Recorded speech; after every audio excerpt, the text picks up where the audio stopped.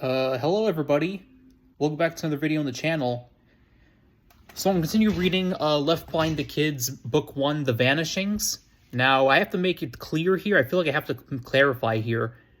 Now, I'm not a Christian. I'm a preterist. You know, I identify as a preterist. I'm strictly a preterist. But I do find Left Behind series and Left Behind the Kids series entertaining. You know, I find both divisions of the Left Behind franchise entertaining. That doesn't mean I agree with it. I don't.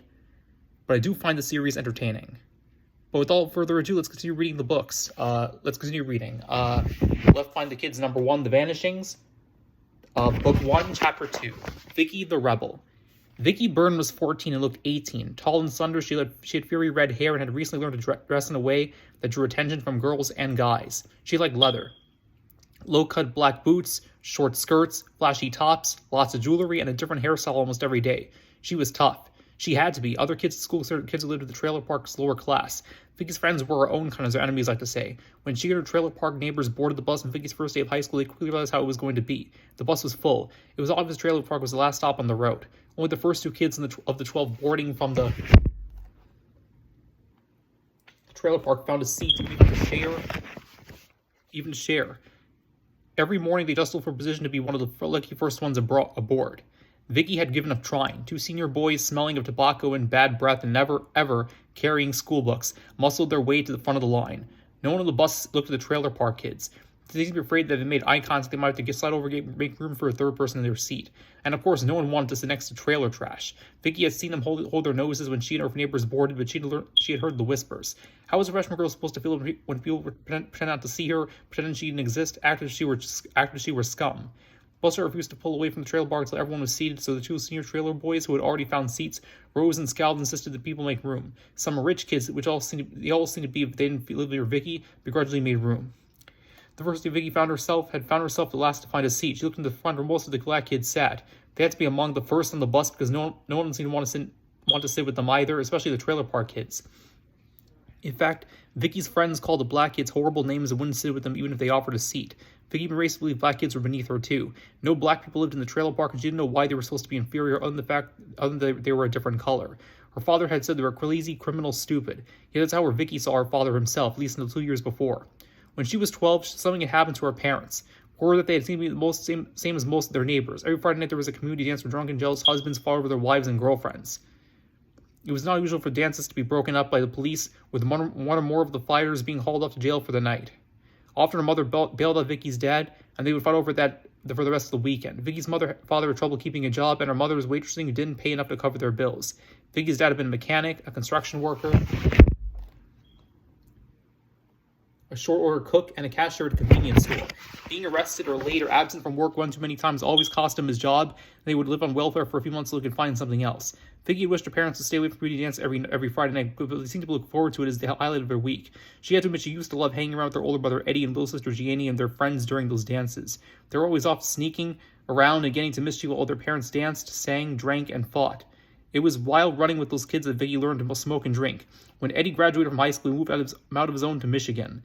There were a few trailer park families who never came to the dances. They, Vicki's father, said were the religious types, the goody-goodies, the churchgoers. Vicki's mother often reminded him, "Don't forget, Tom, that was the way I was raised, and it's not all bad. We could do with some church around here.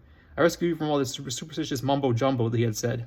That became Vicki's view of church. She believed there was a God out there somewhere who, and her mother told that he had created the world and created her and loved her. She couldn't make that make sense. If God created this lousy world and lousy life, how could he love her? One Friday night, when Vicki was in 7th grade, the family heard loud music singing the weekly dance, began moseying to the parking lot to hear the band. Vicki Bill and Jeannie as soon as the party started, and they run off somewhere with their friends to sneak some cigarettes and maybe some beer. Before she could do that, the music stopped and everyone looked toward the small stage in surprise. Excuse me," the lead singer said. "One of our neighbors here has asked if we could introduce a guest who would like to speak to us for a few minutes." Sometimes local politicians said a few words at the dances, or the police reminded people to behave, or the landlord reminded everyone that this is a privilege and can be ended if there are more fights. But the neighborhood, the guest speaker, had never been seen in one of these dances. He was one of those church people Vicki's dad made fun of, and his guest was a preacher.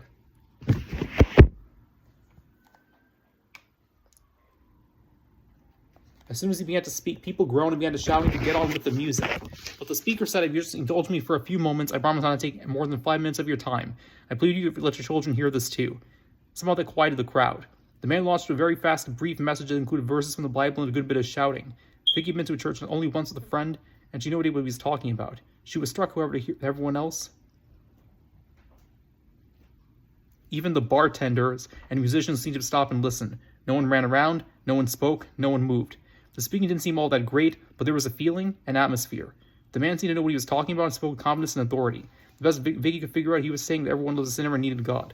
God loved them and wanted to forgive their sins and promised to take them to heaven when they died.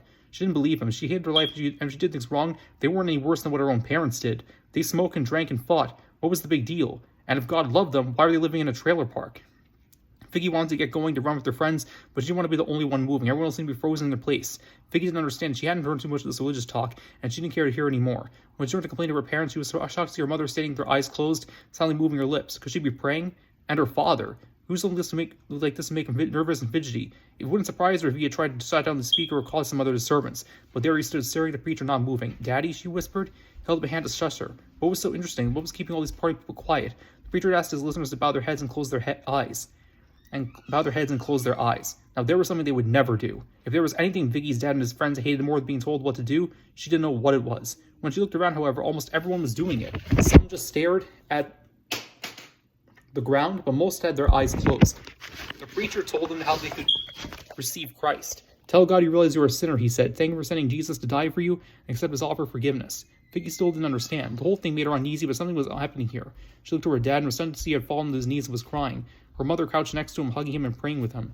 Vicky was embarrassed. As soon as the preacher had finished and the music started again, she looked simply with her friends. "What was that all about?" she asked them. "Who knows?" A boy said, pulling cans of beer from his paper bag and passing them around. "You ought to ask your old man. He seemed really into it." "He really seemed into it. Your mom, too." Vicky shrugged. Her girlfriend added, "They left the dance, you know." "What do you mean?" Vicky asked. "Your mom was leading your dad back to the trailer and your little sister was tagging along behind them. They must have got religion or something." "Whatever that means," Vicky said, hoping to change the subject. "I need a cigarette." Vicky didn't really need a cigarette. It was just something to say that made her feel older. She smoked, yes, but she didn't carry a pack with her. She just bummed smokes off her friends once in a while. At the end of the evening, when she and her friends had enough beer and cigarettes to make her feel wasted, she filled her mouth with the gums to try to hide the smell and make her way back home. She walked through the parking lot with her music and the dancing were still going on. Some of the people she had seen with their eyes closed and seeming to pray were not drinking and carrying on as usual, but there didn't seem to be any fights for any reason for anyone to call the police. Vicky was a half hour past her curfew, but her parents had never been home this early from a weekend dance before.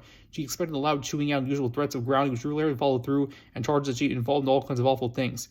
All she and her friends had done was to put firecrackers in a few mailboxes and run away, and they tipped over the few garbage cans. Father always accused her of much worse than that, but his promised punishments were nearly always forgotten. This night was strange. Her little sister, Janie, was already in bed, but her parents were as awake as she had ever seen them. Her mother sat at the tiny kitchen table, her dusty old Bible in front of her. Vicky's father was excited, beaming, smiling, pacing.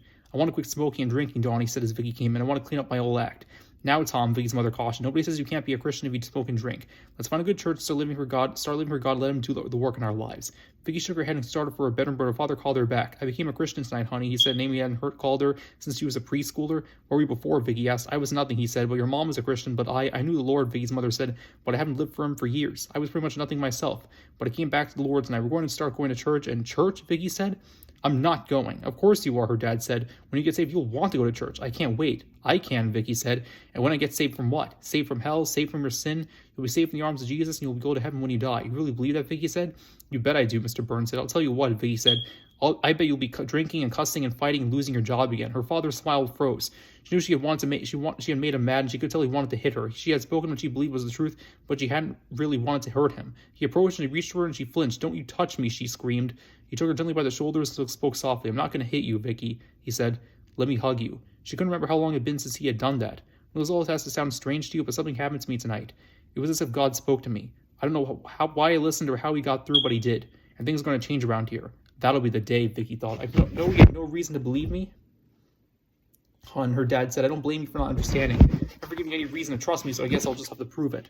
"Let's let God work on her," Mom said. "We have enough work to do on ourselves, and he's going to help us with that too." Vicky finally pulled away from her dad. "Well, I'm glad this works for you two," she said, "but don't expect me to be a part of it. It sounds weird. You hear a crazy preacher for 5 minutes, all of a sudden you're holy." "We're not holy," her mother said. "We're not just living giving ourselves to God." "You don't think that sounds strange? When God gets through to you," her dad said, "you won't think it sounds so strange." Vicky finally made her way to the little bedroom. She heard Janie flopped into bed. She was scared about what was happening to her parents. She said that if this really kept her dad from drinking and fighting and being a lazy worker, it would be all right. But this would have changed in such a short time was too much to handle. Ginny stirred. "Is that you, Vic?" "It's me. Did you hear what happened tonight?" "I heard. Go back to sleep. You know I'm a Christian now." "You too?" "Yep, I got Jesus in my heart." Vicky said, now her parents are brainwashing her little sister. Jesus in your heart, what does that mean? Well, she said, he's not really inside me, but I took him into my life. I'm going to go to heaven someday. Oh, brother, you better do it too, Vicky. You don't want to go to hell. You better get one thing straight, Janie. Everybody in this trailer park is going to hell, and that includes you and me. Vicky read as soon as she said it. Who should she be dumping on her little sister? Maybe church would be good for Janie, too, as long as they didn't make Vicky go. Jane's response proved she had not been bothered by what Vicky said. Had said. Not me, she said brightly. I'm going to heaven with Jesus. Good for you, Vicky thought. Just leave me out of it. So yeah, that's chapter 2 of book 1 of the Left Behind the Kids series, The Vanishings. That was about Vicky. And the third chapter, we're going to be talking about Lionel. So yeah, stay tuned for that. Take care, everybody. Another video from my channel.